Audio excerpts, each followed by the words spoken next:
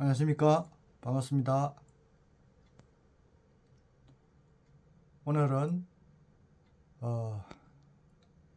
우리주택관리연구소 제11회차 유튜브 방송으로서 오늘은 관리규약의 법적 성격과 그 주요 내용에 대해서 살펴보도록 하겠습니다.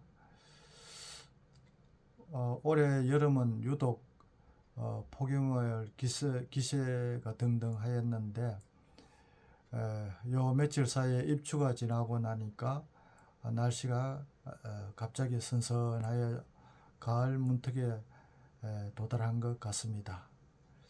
그러면은 관리규약에 대해서 우선 관리규약의 제정과 개정에 대해서 좀 말씀드리고자 합니다.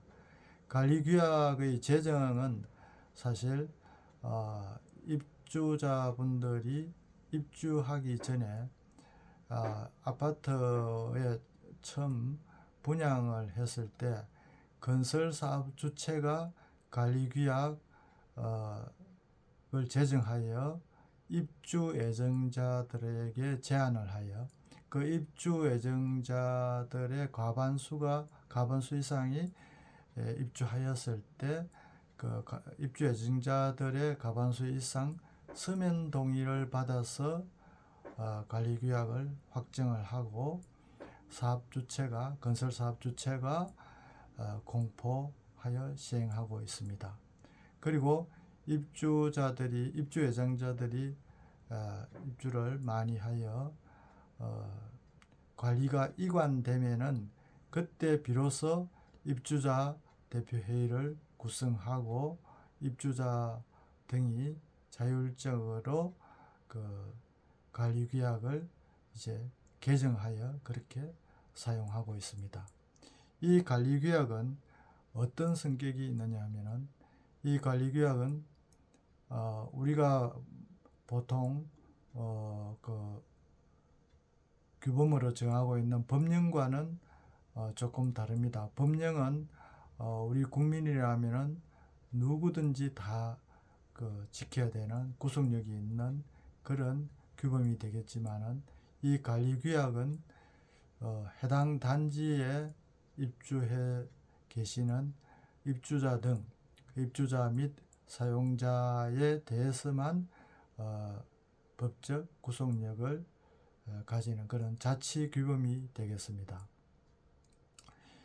이 관리규약을 처음에 제정하고 개정할 때는 시도지사가 개정한 관리규약 그 준칙을 참고해서 그렇게 제정을 하고 또 법령이 바뀌면은 관리규약 준칙을 개정하게 되고 그 관리규약 준칙이 개정되면은 그에 따라서 입주자 등이 다시 관리규약을 손을 봐서 개정을 하게 됩니다. 그런데 통상 관리규약 준칙이 자주 법령 개정에 맞춰서 개정되는데도 불구하고 입주자 등 또 입주자 대표회의가 되겠지요.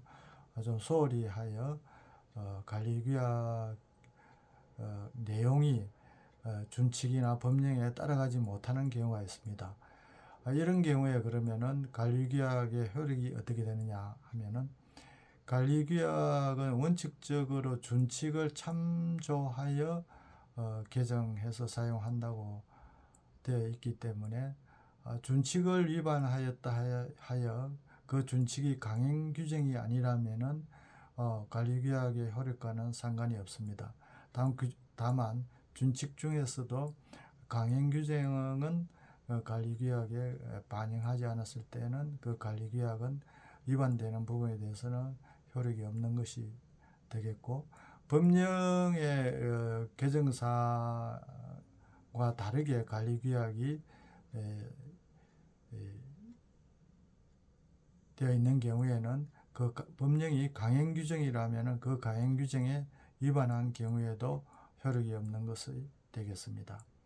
그리고 이 관리규약의 주요 내용을 살펴보면은 우선 이 관리규약은 우리 아파트 단지의 관리 조직에 관한 사항을 정하고 있습니다.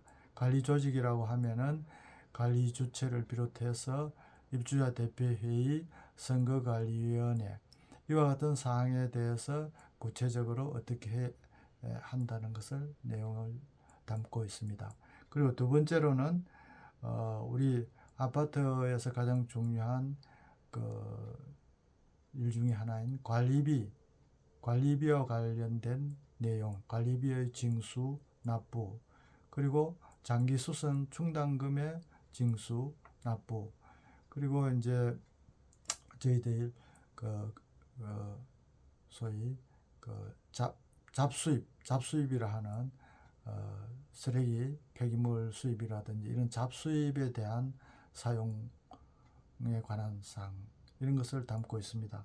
그리고 우리 아파트의 주민 공동시설의 사용에 대한 사항, 그리고 주민 동의를 어떻게 받아서 교체하고 신설한다는 내용, 이런 내용이 담고 있으며, 그리고 우리 아파트 단지에서 일어나는 층간 소음이라든지 해변 문제 이와 같은 것을 조정할 수 있는 분쟁 조정위원회에 관한 사항도 담고 있으며, 마지막으로 관리규약의 제정과 개정에 대한 내용, 개정을 할 때는 관리규약 준칙을 참조를 하여 주민 과반수의 동의를 받아서 개정을 한다는 그런 관리규약의 개정에 대한 사항도 담고 있습니다. 이 관리규약을 잘 법령이라든지 상위 법령 준칙에 맞게 제대로 개정하고 있는 단지에 가보면은 관리가 잘 되고 있습니다. 그런데 관리규약이 법령과 준칙과는 다르게 몇 년 사이에 한 번도 손을 보지 않은 단지 같은 경우는 관리가 좀 무관심하고 좀 관리를 제대로 못하는 경우가 많이 있습니다. 그래서 우리 입주자 등 분들은 법령이나 준칙이 바뀌었을 때 그때 관리규약을 개정해야 된다는 것을 아시고, 관리규약이 상위 법령이나 준칙에 어긋났을 때는 우리 단지에 그것을 문제 제기해서 입주자 등도 관리규약 개정 제안을 할 수 있기 때문에 그렇게 관리규약을 잘 개정하여 그렇게 하면은 살기 좋은 아파트 단지가 될 것으로 사례됩니다. 오늘은 관리규약의 제정 개정 그리고 법적 성격과 주요 구성 내용에 대해서 살펴보았습니다. 이만 많은 도움이 되셨으면 합니다. 감사합니다.